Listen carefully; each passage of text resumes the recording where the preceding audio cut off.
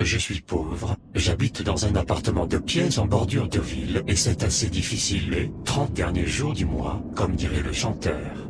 Je suis étudiant en lettres modernes dans une grande ville, et j'ai donc des amis avec une grande mixité culturelle, des noirs, des riches, des pauvres, des Russes etc.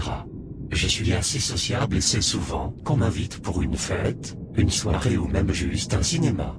Ce qui est plutôt pratique, car, comme ça, j'esquive de me retrouver seul sans avoir à manger dans le frigo.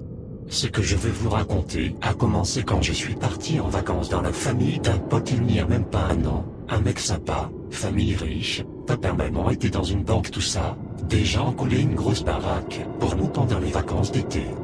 Du moment qu'on rangeait et qu'on était poli avec la vieille voisine.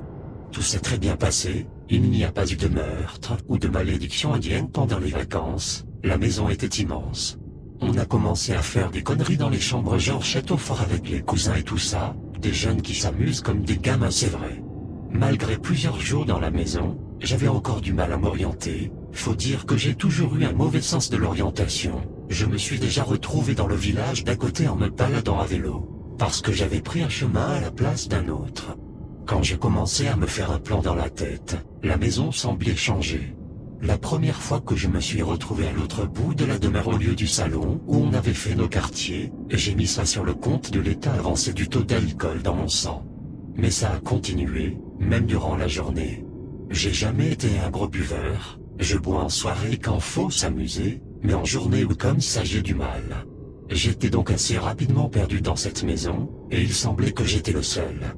On était 5, mon pote, un couple d'amis, une amie et moi, et j'étais rapidement devenu celui qui allait chercher les bières dans la cave, à l'autre bout de la maison, tout simplement parce que j'étais celui qui buvait le moins. Quand j'étais accompagné je ne me perdais pas, et il me semble que personne ne se soit perdu à part moi. La dernière semaine a été vraiment le centre de tous les hasards. Parfois j'arrivais au milieu du salon, alors que je voulais aller aux toilettes, je sortais d'une pièce pour finir par y revenir. J'ai fini par rester soit dans le salon, soit dans ma chambre, par peur de me perdre. Et puis est arrivé le dernier jour.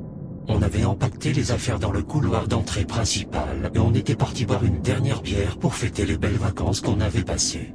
Après une ou deux bières, j'ai eu une envie pressante, je me suis donc décidé à aller pisser dans les toilettes les plus proches pour pas me perdre. Et c'est là que je me suis perdu. Le couloir décrépissait à vue d'œil, le papier peint tombait et il y avait des morceaux de plâtre sur le sol. J'ai fini par trouver les toilettes, ayant à peine remarqué tout ça. Assis sur le trône, j'ai commencé à voir des insectes passer en dessous de la porte, un ou deux. Étant à la campagne, j'avais pris l'habitude, mais on était vachement dans l'intérieur de la maison quand même. Je me suis relevé, j'ai reboutonné mon pantalon et je suis sorti. Répondant à des SMS sur le chemin du retour, je ne remarquais qu'à peine les insectes assez nombreux. Finalement, en butant sur une porte, j'ai relevé la tête. J'étais au milieu d'une maison dévastée, il y avait des planches devant les vitres, des meubles défoncés. J'étais estomaqué, abasourdi. J'ai tourné la poignée de la porte, qui tenait à peine sur ses gonds, et je me suis retrouvé dans le salon que j'avais quitté quelque temps avant mais recouvert d'insectes. Je suis resté à contempler la pièce pendant de longues secondes. Puis j'ai hurlé. Des insectes commençaient à grimper sur moi, une masse informe de pattes, de poils et de je ne sais quoi encore. J'ai frappé avec mon portable et j'ai couru le plus vite possible, je ne voulais pas me faire attraper par ces flots infâmes. J'ai fini par me taper la tête contre un plafond trop bas. Je suis tombé dans les pommes pendant quelques instants, quand j'ai repris connaissance, je me suis douloureusement relevé et je l'ai vu. Un tapis d'insectes, qui se déplaçait rapidement vers moi. J'étais coincé dans un couloir sans porte, face à une mer d'insectes grouillants, j'étais angoissé, terrifié, j'ai toujours eu peur des insectes et là c'était trop pour moi. Je pensais ma dernière heure arriver. Mais ils se sont arrêtés à une bonne dizaine de centimètres de moi, formant un cercle autour de moi. J'étais tétanisé. À bout de nerfs, les heures sont passées lentement. Trop lentement. Je commençais à perdre le combat mental, je savais qu'ils attendaient que je m'endorme, pour grimper sur moi et rentrer dans ma bouche, mon nez ou mes oreilles. Je me suis imaginé des dizaines de fois après ça pourquoi ils ne s'étaient pas rapprochés. J'ai fini par m'endormir. Quand je me suis réveillé, j'étais dans les toilettes, dans la maison normale. J'aurais pu croire que ce n'était qu'un rêve, mais j'avais mon pantalon reboutonné, une bosse sur le front et une fissure sur le portable. Je suis vite allé retrouver mes amis, il semble que je n'ai pas pris plus que le temps habituel, nous sommes partis. Je n'ai jamais plus remis les pieds là-bas, malgré des bonnes vacances globalement. J'ai cru que la maison était le centre de ce phénomène, j'ai commencé à me perdre même à la fac. Je ne me perdais évidemment jamais chez moi, mais parfois dans mon immeuble je finissais au 3e alors que j'habite au 1er chez des amis, à moi je restais dans le salon ou avec des gens pas loin. J'ai même commencé à avoir des problèmes, car je n'allais presque plus aux toilettes, en dehors de chez moi. Et ça a recommencé. Mais cette fois-ci c'était bien pire. Je rentrais de soirée, seul, mon appart n'était pas loin, et il y avait un fond d'air assez agréable.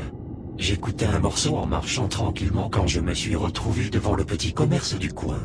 Ce qui était totalement pas du tout la direction que j'ai prise. Tout était éteint et je me suis dit que j'avais encore dû prendre le mauvais chemin, j'ai donc fait demi-tour. Sur le chemin j'ai commencé à avoir peur de me retrouver dans la même situation que dans la maison. Et j'avais raison, je me suis retrouvé quasiment à l'autre bout de la ville. Je n'avais pas pu marcher autant, et surtout pas sans croiser l'immeuble de mon pote, que j'aurais reconnu. J'ai utilisé le GPS de mon portable et j'ai suivi la route précise qu'il m'indiquait, regardant partout pour être sûr de rien perdre, qui pourrait m'aider à sortir d'ici. Mais je me suis retrouvé dans un coin que je connaissais pas du tout, et le portable indiquait que j'étais arrivé chez moi. On était en week-end, et il y aurait dû avoir du monde, il n'était pas si tard que ça. J'ai cherché un point de repère pour le suivre des yeux, mais je n'ai pas vu l'église assez grande qu'on voit dans beaucoup d'endroits de ma ville. En regardant sur le plan du bus, je me suis rendu compte de deux choses, je n'étais plus dans ma ville. Je ne connaissais pas du tout l'alphabet utilisé. J'ai pris mon courage à deux mains et j'ai cherché une place ou un centre-ville. Mon portable m'indiquait l'océan Pacifique. L'air a commencé à puer, salement même, j'avais un début de rhume, et malgré ça je sentais bien l'odeur de pourriture.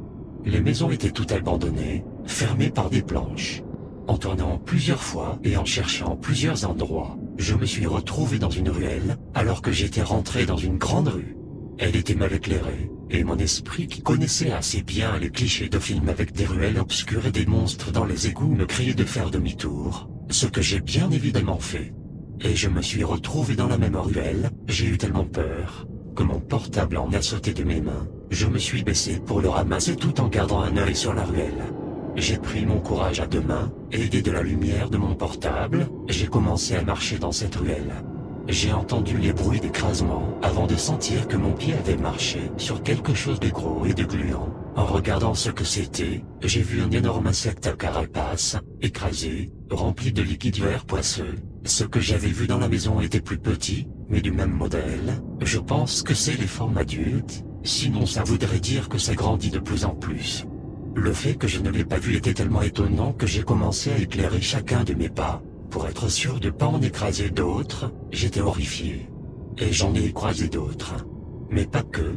J'ai aussi eu la sensation que quelque chose grimpait sur moi. Plusieurs fois, j'ai tapé et j'ai couru mais ça semblait toujours revenir à chaque fois que je ralentissais un peu. J'avais la peur au ventre, la sueur ruisselait.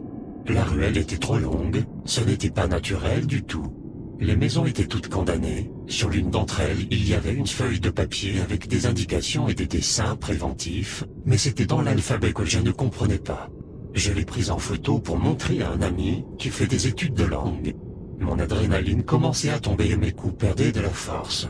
Mon portable n'avait plus de batterie et je me suis vite retrouvé sans lumière à marcher dans la ruelle obscure, les mains serrées à frapper mes jambes et les chaussures couvertes de la matière visqueuse.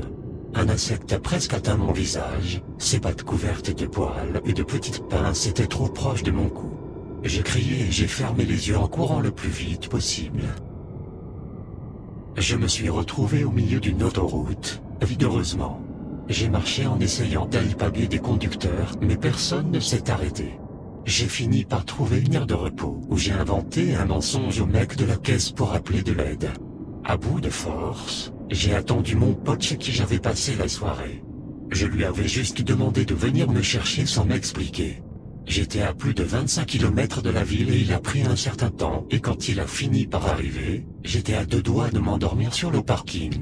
Je lui ai expliqué toute la vérité. Il m'a difficilement cru, mais il fallait bien une explication pour la matière visqueuse sur ma chaussure. Une fois rentré chez moi et le portable chargé, j'ai envoyé l'image à mon ami, j'ai jeté mes chaussures, dont la matière semblait ne jamais vouloir partir, j'ai pris une douche et je me suis endormi le lendemain. Hier, mon ami en langue m'a expliqué que l'alphabet était l'alphabet glagolitique, un alphabet slave qui a disparu après l'invention de l'alphabet cyrillique. Il essayait de traduire ce que la feuille disait et le peu qu'il avait compris parler d'insectes et de saints. Il m'a dit qu'il me tiendrait au courant.